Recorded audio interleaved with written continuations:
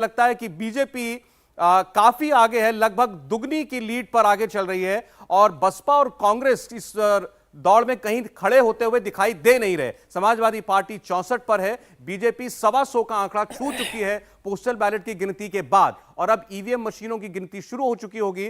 पंजाब की आप बात करें तो पंजाब में आम आदमी पार्टी सबसे बड़ी पार्टी बनती हुई दिखाई दे रही है और उत्तर प्रदेश में योगी आदित्यनाथ की लीड लगातार बरकरार है। पंजाब और यूपी दोनों की बड़ी ब्रेकिंग खबरें, ब्रेकिंग न्यूज आपके सामने आ रही हैं। 129 पर अब बीजेपी की टैली पहुंच चुकी है, 64 पर समाजवादी पार्टी की का फिगर जो है वो पहुंच चुका है। उत्तराखंड में सौरभ नोटिस करना चाहिए कि कांग्रेस 17 सीटों पर और बीजेपी 8 सीटों पर आगे चल रही है। तो उत्तर प्रदेश के उत्तराखंड के जो रुझान है वो ये दिखाते हैं कि वहां कांग्रेस ने शुरुआती बढ़त ली है।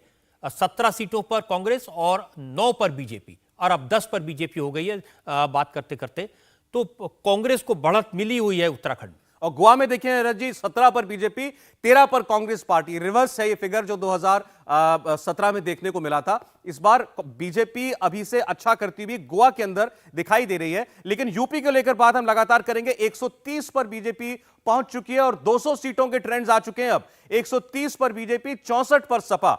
लीड अच्छी खासी है, 202 सीटों के ट्रेंड्स 403 में से, तो यानी आधी सीटों के ट्रेंड्स जो है वो आ चुके हैं। देखना अब यह है कि इस लीड को बीजेपी कायम रखती है या और बढ़ाती है, या समाजवादी पार्टी ये गैप क्लोज करेगी और बीजेपी के आगे भी निकल पाएगी।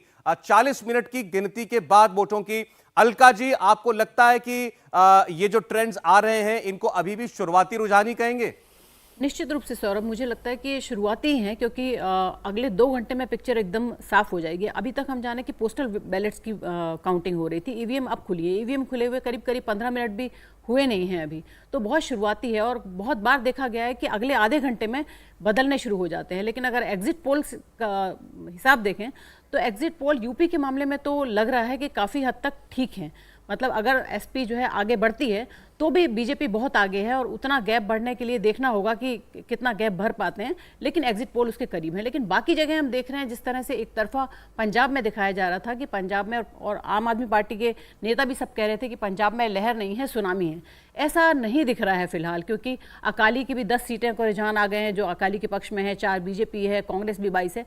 तो लगता नहीं है, हो सकता है सबसे बड़ी पार्टी वो बन जाए, लेकिन फिलहाल के रुझान ऐसा दिखा रहे हैं कि एक तरफा नहीं है। और गोवा और मणिपुर देखा जाए तो गोवा में जैसा कि कहा था कि गोवा में कांटे की टक्कर हो सकती है, हंग असेंबली हो सकती है, फिलहाल के रुझान ऐसे ही दिख रहे हैं। और मणिपुर में, लेकिन मणिपुर में एक तरफा दिखाया जा रहा था बीजेपी को। फिलहाल के ट्रेंड बता रहे हैं कि कांग्रेस भी सही कर रही है।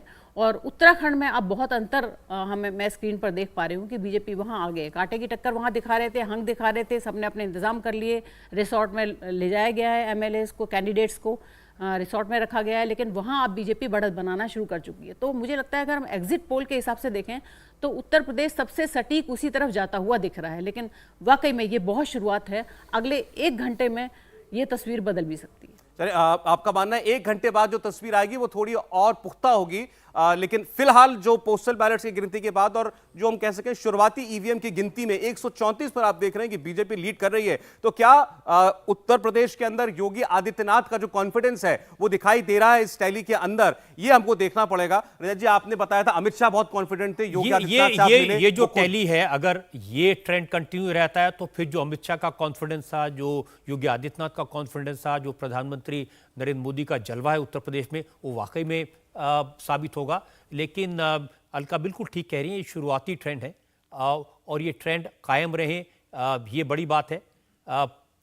शुरुआती ट्रेंड है, अभी ईवीएम मशीनें खुलनी शुरू हुई हैं और उनके ट्रेंड अभी आने शुरू होंगे और अब जैसे जैसे वक्त बीतता जाएगा और तेजी से ये ट्रेंड आएंगे। तो 133 सीटों पर बीजेपी और 80 पर समाजवादी पार्टी आगे चल रही है।